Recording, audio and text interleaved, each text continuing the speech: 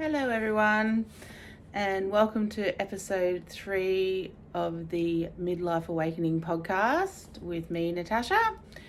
Thank you so much. If you have already been listening to my first 2 episodes, we're now on number 3. It's a very exciting time. So this week, the universe stopped sending me so much information. Like, it was still sending me some things, but not as hectic as it was the week before. So I just sort of want to talk a bit about that. And this week's episode is based around self-love and self-acceptance, which can be hard to do sometimes. And I definitely struggled with it a lot. I can say, though, with turning the corner and having my awakening, it's now not something that I struggle with so much. I'm not saying I never do, because obviously there's still some stuff that creeps in from every now and then. I just make it my mission to get on top of it sooner rather than later before it gets me in a big hole. So I looked up the meaning of self-love, and I got back. It's a regard for one's own well-being and happiness and not leaving it in the hands of others. And that is a big thing. And basically what today's episode is based around. I want to share a story with you about leaving it in the hands of others and how it affected me and what it's taught me now, so to speak. And then self-acceptance says an individual's acceptance of all his or her attributes, positive or negative. So loving yourself, accepting yourself the way you are, the good and the bad. That's also a very important thing to do. You're not 100% perfect. There's things that are going, that aren't great, but you know what? You need to accept them as they're just part of who you are. And that's what makes you you, basically. So just be you, because you're amazing. Just the way you are. Don't want you to change. A perfect example of that is a very good friend of mine. We've been friends for over 10 years now, or actually, oh my goodness, we'll like it nearly 15, which is amazing because I absolutely love her. She's such a strong, independent woman, and I really love that about her. I've always seen this great positivity in her, and I've just always loved her the way she was. She did choose to have a gastric bypass surgery. Oh no, sorry, wrong. She had sleeve, sorry, I'm bad. She had a sleeve done, and from my point of view, it worked amazing for her. I was so happy for her, and she looks fantastic. Looks absolutely fantastic. But then I sort of sat back and sort of thought about it a bit, and I thought, you getting that done didn't change the way that I saw you. I still feel exactly the same way as I did before. I still see the beautiful, amazing person you are, even before you had the operation, and now after. But it just goes to show that if you truly love somebody and everything like that, you just accept them the way they are. And I've loved her through all of her moments. I feel we're able to be vulnerable with each other, share our stories, which basically sort of makes us stronger together, and we sort of get each other. Not a lot of people like to talk about those hard subjects, so having a friend that you can talk to about that is fantastic, and she is my person. Like, I can talk to her about anything. And the great thing about her is that, like, she doesn't just fluff stuff up for you. Like, she'll tell you how it is and what she really thinks, and if she, she doesn't just sit there and go, yes, yes, yes. Like, she'll headbutt you on and, give you some things to think about, which she just done recently for me. And I'm so grateful for that. So, you know who you are. I love you. So basically, I want to share a story I did have to think long and hard about sharing this story, as it is very personal to me. But I feel like if I don't share it, then you don't sort of get where I'm coming from and how things have affected me and how I've come out the other side. So might be a little bit of emotion in the face, but I only see it as a good experience now. At the time it wasn't, but you'll get where I'm coming from soon. So this particular person I met through work, so not where my husband and I work now, but our previous employment together. Met this person through work, person that I had to speak to daily, over the phone. So we sort of struck up a bit of a friendship that way, a bit of a rapport, which sort of built over a certain amount of time. I'd say at least a couple of years. And it was quite funny, this particular person, I'm like, you know what, I've never seen you. I could run over you in the street and I wouldn't know it's you until you start talking. But if I run you down in the street, you're not talking. So it was quite funny. I had a bit of a banter about that. And then sort of one day he rang and he's like, I'm coming in. And I'm like, oh my God, this is exciting. So he came in, and as soon as he walked in, I'm like, yes, that's you. Like, I didn't have like a specific picture in mind, but as soon as I saw this person, I'm like, oh, yep, that's you. So my instinct was to walk up and just give him a big hug. It was like seeing your best mate that you haven't seen for years, because I spoke to him so often. So yeah, he was just very cool guy, and the only way that I can, obviously I've dissected it a lot, but the only way I can look at it was a total relationship based on vibes. I've heard the expression so much over the years, oh, good vibes, and oh, you're putting out such good vibes. That saying or phrase didn't mean anything to me until I met this person. He was just always, like chilled, laid back, and sort of, just really nice and easy to get along with. And, when we spoke to each other on the phone, we vibed, we bounced off each other a bit, and then we just kept going with our days. But it was just like a little high, like this person had the ability to make you feel good if you were feeling down and all that sort of thing. So then obviously my husband and I started up our own workshop. This particular person was so supportive and everything like that. So happy for my husband and myself and opening the business, and said it was the best thing ever and blah, blah, blah. I really, really enjoyed sort of having his support. It really meant a lot. But also during that time of being made redundant and, starting your own business, it's a scary time. And for me, I felt like I sort of lost myself. I wasn't really sure, and I was, but I could say this person at that time was like a light to me. And sort of when we got our own business, we became more friends, and he'd pop in more often. We had a work Christmas party that he attended, and, we just, and I felt that we got like closer when we started our new business, because he was a lot closer to us then. So I'm just looking for the right words, and I'm sure I'll find them.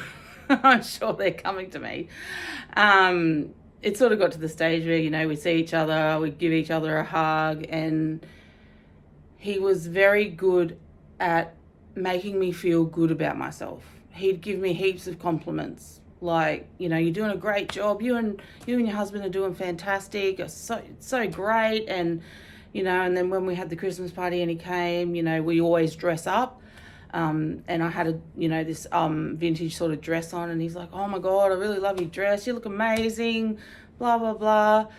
And it come to like the speeches of the day, and my husband and his best mate who were doing the awards, said, oh, we've got something here for, a lady that's helped us out and goes above and beyond all the time. And this particular person said, oh, Natasha. It wasn't for me.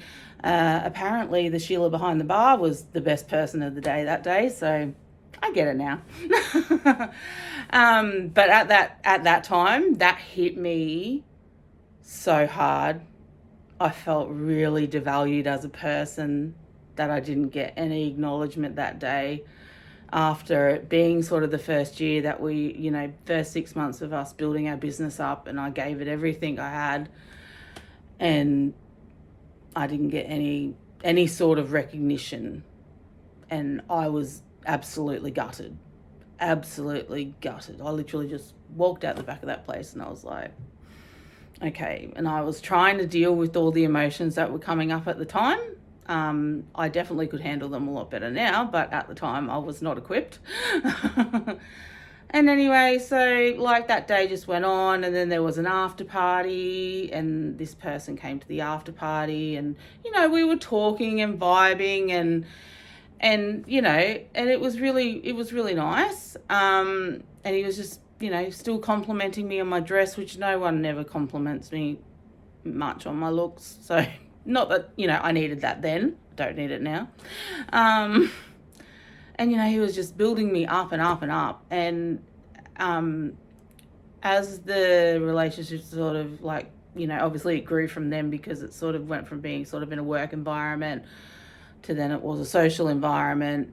And then I think, now that I look back, I sort of pushed it a bit too far, became probably over independent of seeking his validation and needing him, to make me feel good. Because at the time, it was like, you're the only person that's making me feel good.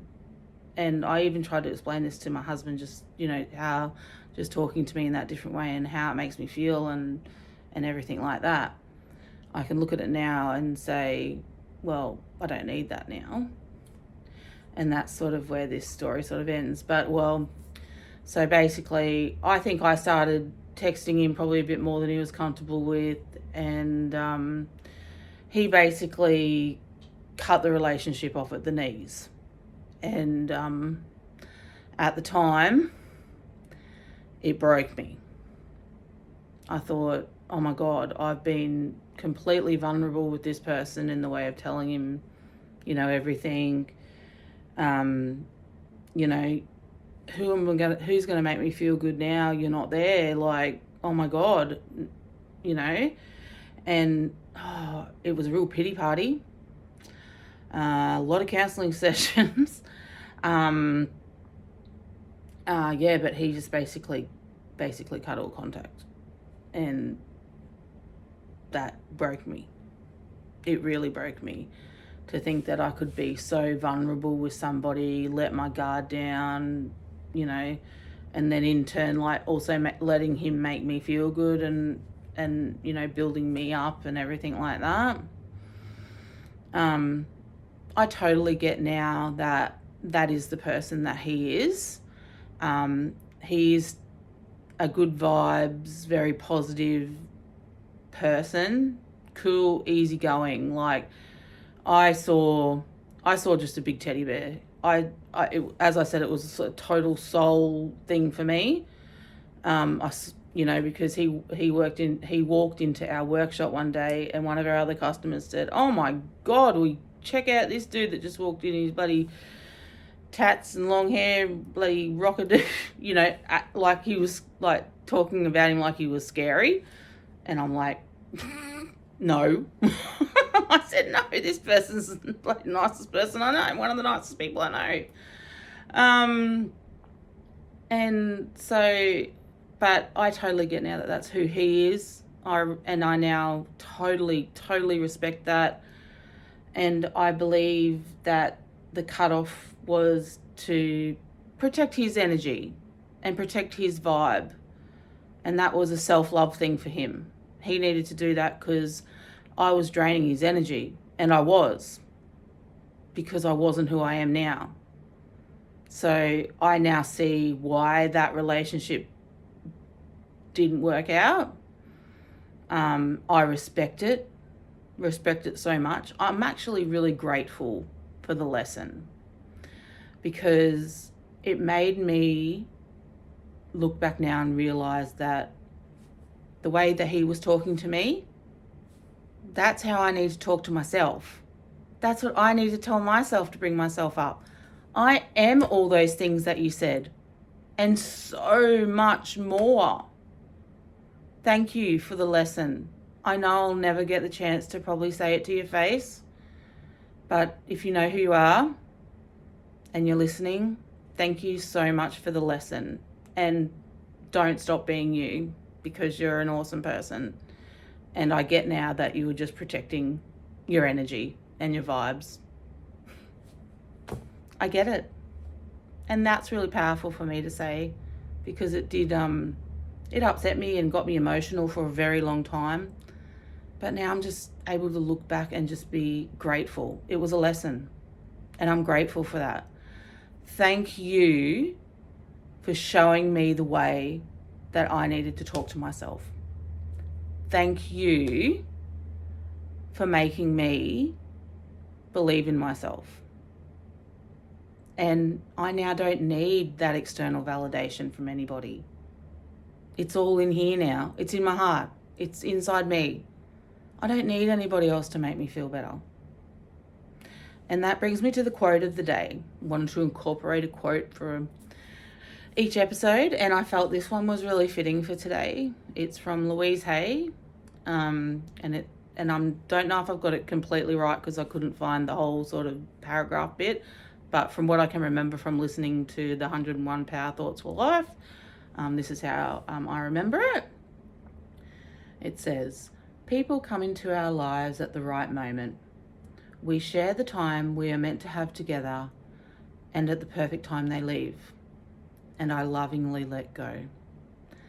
Them to experience that which is meaningful to them, and me to experience that which is meaningful to me." And I feel like that is just so perfect for today and today's topic. People come and go, and the more that you try to hold on to somebody, sometimes that's not for the best, and sometimes it's just best if you let them go. And it is a very hard lesson to learn. Taken me a long time to learn, but once you've learned it, it's very powerful that people, they just come and go. If they're meant to stay in your life, they will. But it's just got to fit with you.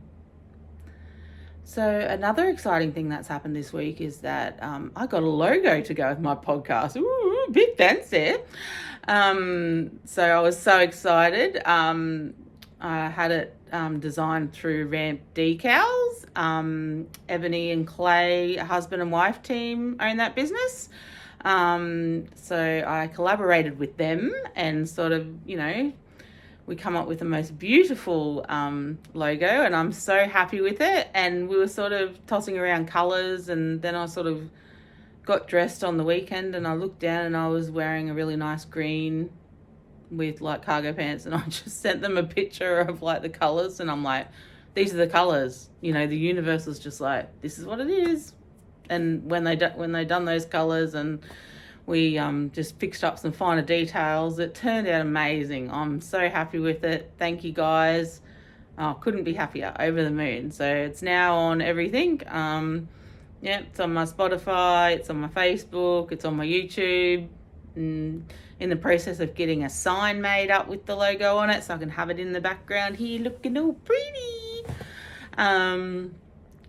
Really excited about that. So self-love, self-acceptance. But also the very important thing is the acceptance of others and accepting them the way that they are.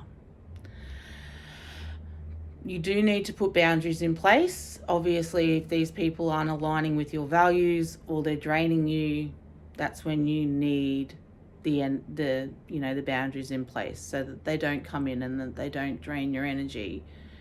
But accepting people that the way that they are, because I find if you try and control the way that someone acts.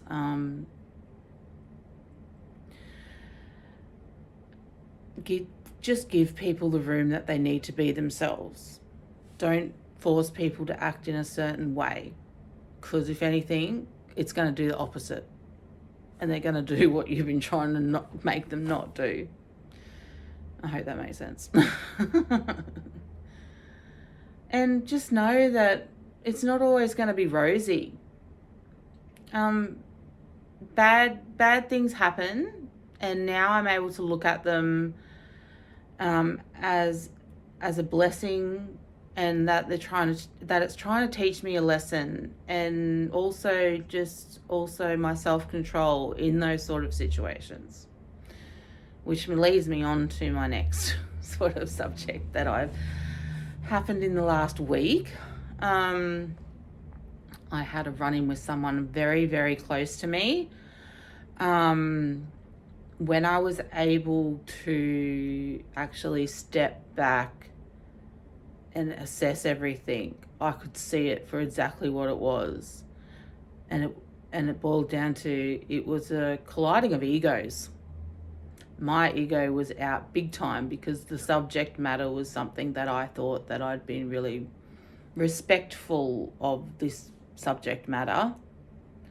And then this other person came in and sort of undermined sort of everything that I'd sort of been trying to be respectful and put a boundary up, but it had sort of been like it was misinterpreted, and that I was sort of just being a bitch. And on that particular night, both egos were out. and yeah, it wasn't good. But I basically said, I'm not going to allow you to speak to me that way. I'm not taking it. So I removed myself from the situation, which I felt was very responsible on my behalf, because this person's very close to me and I didn't want to say something that I'd regret forever.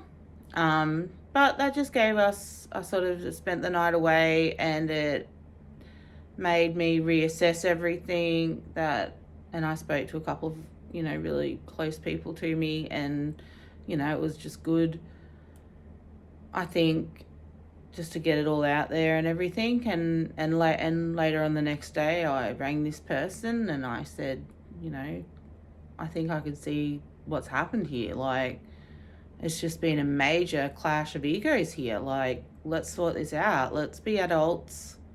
I'm not going to be this little kid pouting in the corner and like, you were mean to me, so I'm never going to talk to you again.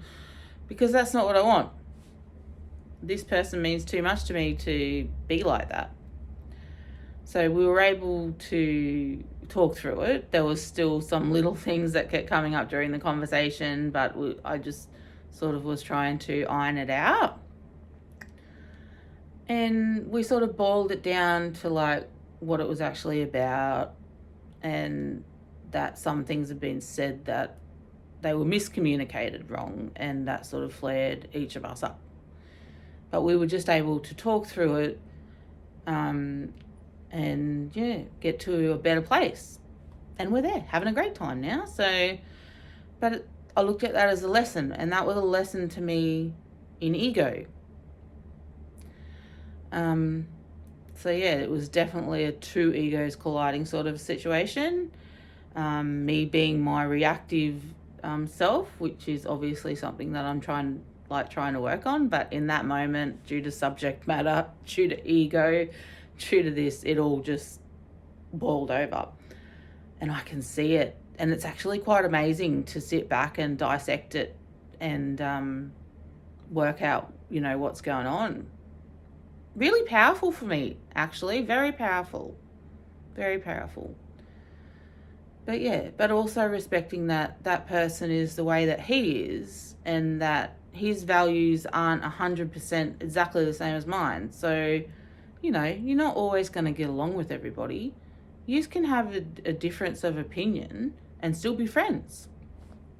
You can. You don't have to be 100% everything exactly the same. You need to be your unique you. and have your own opinions and everything. I think it just crosses the line when you start forcing them on other people, which is fair enough. So yeah.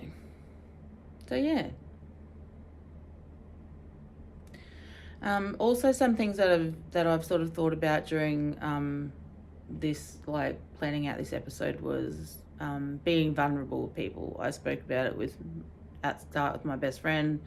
Obviously, I was very vulnerable with the second person I was talking about. But what's been really hard for me over the down years is that being vulnerable with people and then losing them as a result. That used to really upset me. Like, I'd be like, oh my God, like, no one actually wants me for me. Because I'm telling you the truth, I'm laying it all on the table, and then you sort of like cut me off. And that was really hard for me.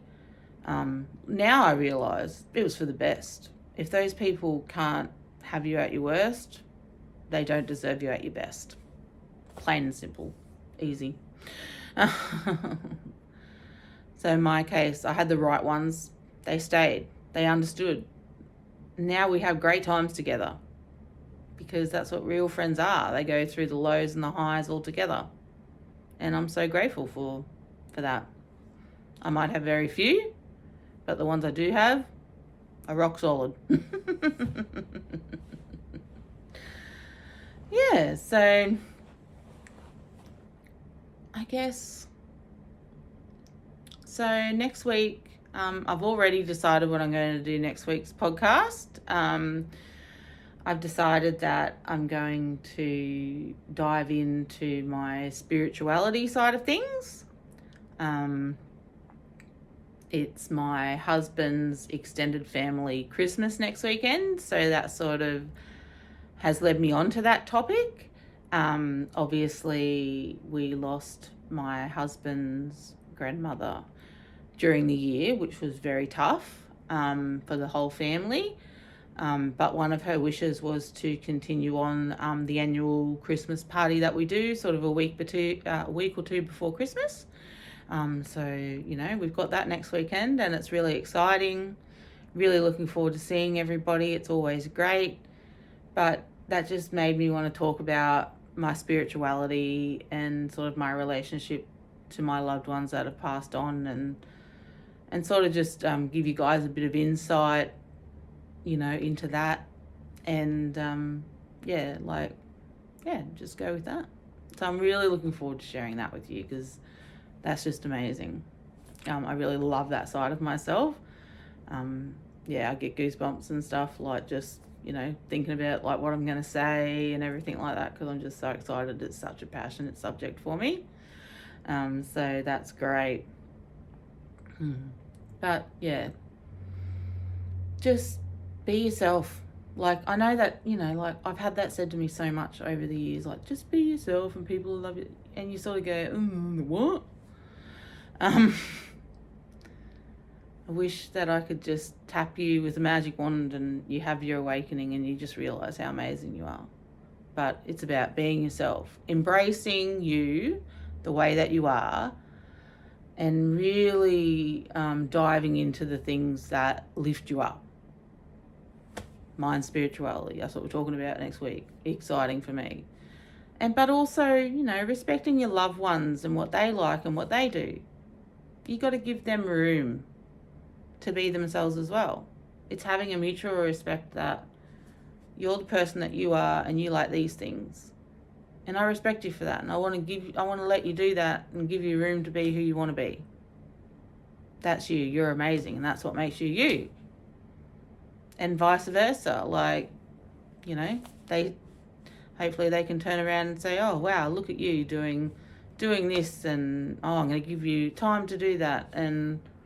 But then we also, in a family dynamic, we have our time alone, and then we have our time together as a family. And then I have a lot of like one-on-one time with my daughter and that sort of thing. But you got to give each other room, a bit of space to do your own thing, and then come together as well and have that time together, because that's also very important. And yeah, I just through the week, my eldest daughter, she came over and got her younger sister, and they went and had their annual Santa photo, which this year was so funny. Both my girls like to dress in black, and they decided to get a photo with Santa, and both of them standing one on either side and just looking dead into the camera. No smile, no expression, no nothing. I don't know if they were looking for some sort of knee-jerk angry reaction from me, but it was quite the opposite. I laughed. I said, oh my God, that is so you guys. That is amazing. I love it. And I did. I love it. It's so funny. And that's who they are. And I want them to keep going and getting Santa photos because I'm their mum, and that's what I want. I love looking back at the Santa photos over the years and, just how much they've changed. Oh, I love this time of year just because of that. Unpacking all the old Santa photos and looking at my girls and how much they've grown up over the years. It's just so special to me. Like, it just fills my heart up. So when they came home from doing that, I sort of hadn't had the mojo to get the tree up, but both my girls were there, and we decided we'd put the tree up. And yeah, and then she stayed for dinner, which she doesn't do very often, and it was just my heart was full, and it was amazing. It was so amazing, and that's it's really special to me and really important to me. But they just had such a great time being themselves and playing games and doing whatever. They're actually off on a cruise at the moment with their grandparents. They've gone on a Disney cruise. So they bought matching shirts to board the ship, which were Jack Skeleton? I think that's how you say it, I don't know. Because he's now under the Disney banner. So I did get a picture of them before they left. Once again, quite funny, looking quite dark, but that's who they are, and I love it. Oh, giving them freedom just to be who they want to be. Especially my youngest, she's at that age where, she's trying different things and she's trying to work out who she is. And I'm trying to be a mother and give some boundaries, trying. But also giving her room to try some different things and work out if that's for her or not for her. And that's sort of how Brody, the 17 hand-high thoroughbred horse, has come into my life. My youngest daughter was really into horse riding. She done lessons for a couple of years on the school's horses. And then I got absolutely badgered to death for about a year straight about getting her own horse. Finally, I gave in. And those two had an amazing relationship together, and he was such an amazing, loving horse, and just a very respectful horse and very one of a kind. He's a very one of a kind horse, personality plus. But anyway, I could just see after about 18 months to 2 years of having him, she just wasn't into it anymore. She lost her mojo to keep doing it. And it was really hard as a mum because, I love horses, but when you could, it was painful. It was painful to get her to have a lesson. It was, you could just see that she didn't want to do it anymore. But obviously we had the responsibility of still having him and everything like that. So, sort of one thing led to another, and yeah, she was honest with me. I said, I think you really need to sit down and think about if you still want to do horse riding or not, because I can sort of tell that you don't. And she was really mature about it. She took some time, a day or two, and she come back to me and she said, Mum, I'm really sorry. I don't want to upset you, but I don't want to ride anymore. I'm just not into it anymore. And I said, thank you so much for being honest about it, because that I could see it, but I just needed her to realize it and say it for herself. So we were going to sell him, and then heartstrings and everything, and even though I wasn't, obviously he wasn't my horse, I'd built up a relationship with him, obviously, just handling him and doing the feeding chores and all that sort of thing, and realised, you know what, being horses are sort of part of my journey as well, and I really want to work with him and, and do stuff with him, but on the ground as a respectful, mutual sort of a thing. So, we're at a fantastic adjustment now that I spoke to the owner and she said, well, I don't do them sort of lessons, but I know somebody that does. So I've had 3 lessons with him doing groundwork, and I told him I'm L-plater, stick it on, I hardly know anything. But just the things that I've learnt in those 3 lessons have just made such a change to the way that I interact with Brody, and just working together and getting to do different things to help, to help him and build our relationship. It's just such a special relationship, and I really value it. And a lot of people sort of don't get it, like, oh, just get rid of him and blah, blah, blah. But he's been a part of the family now for a couple of years, and I really do love him, and I just love being in his presence, just such a tall horse. It's just so, being in his presence, just his stature, it's just amazing. And then obviously working with an animal that size is just, yeah, I love it. I do love it. It's one of my, my favourite things, and my husband respects that and sort of gives me time when I need it with him to, to do the lessons and, obviously work on what we've learnt in the lessons and everything like that. But yeah, the universe is just bringing me so much great stuff at the moment. The right people to do what I want to do with Brody. Just stuff to research for the podcast, and yeah, just such amazing stuff coming in, and lessons I need to learn. Yeah, it's been a jam-packed week, I have to say. Been a jam-packed week, lots of things to learn, but that's the thing. Keep learning, never stop learning, because yeah, I'm still learning stuff, but I'm on the positive path now, which is really great for me.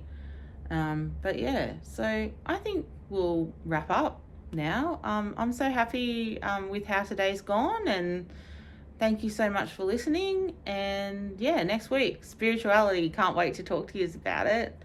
So passionate about it. But anyway, guys, have a great week, and I look forward to seeing you all next week. See ya.